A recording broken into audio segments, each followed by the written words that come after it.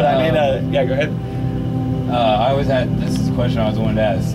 Thing Beyond Things, you've always described it as a song that you couldn't really describe because it was like so ugly, the meaning behind it.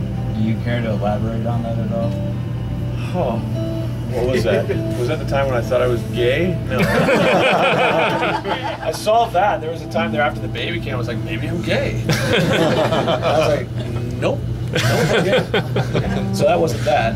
Was it, what was the other one? We went through this other period where I was like, this thing, you know what I think it was? I think it's just all repressed daddy issues of some sort. I'm just like, you didn't play catch with me.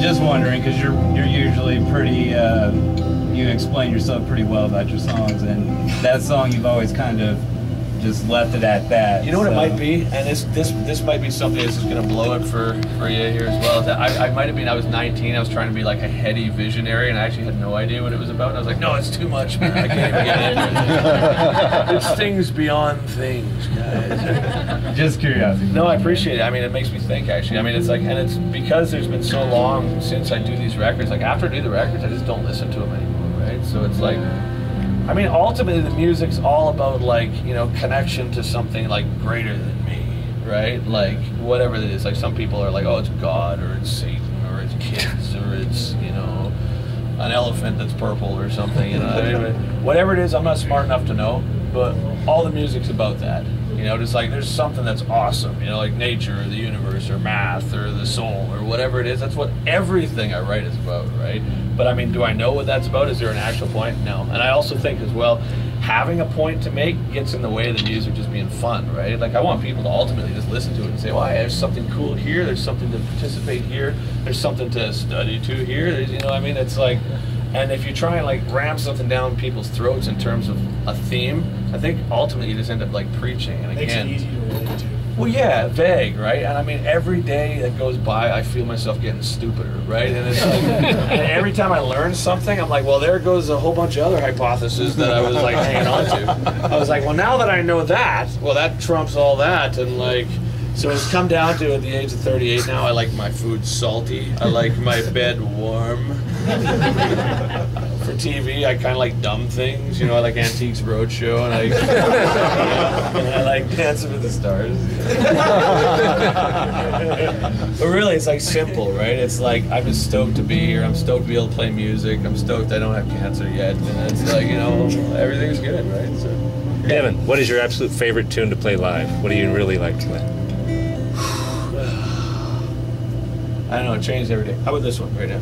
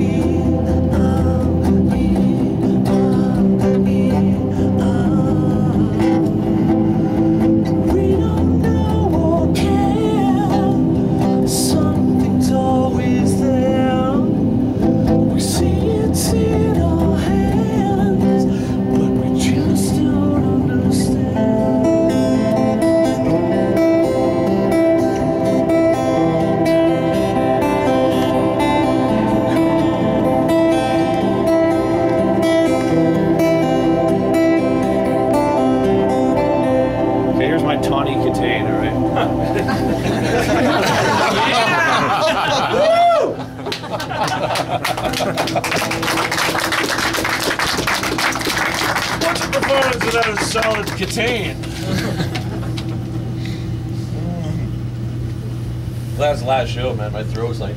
So how's Ziltoid gonna go when you go back home for the? Oh, he's a cantankerous son of a bitch, man. He's always got problems with something. I can't contain him, you know. It's like as soon as I quit doing all my things that were fun, then Ziltoid ended up saying, "So that's what you're doing? Yeah, that's the direction you're headed, eh? Well, that does not apply to me."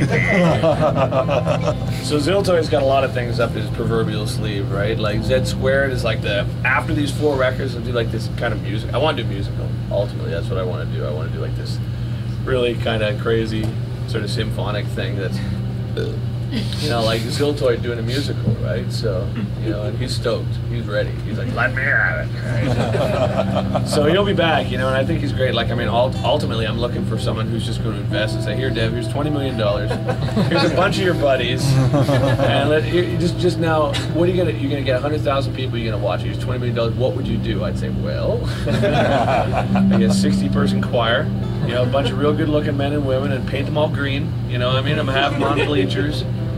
And then, you know, I'd have like a 700-foot inflatable Ziltoid looming over the audience, dispensing cheeseburgers. And but, you know, see, this is the idea. This would be great. Like, if you had 4 nets, right? Like I'm serious. Like, I thought this out.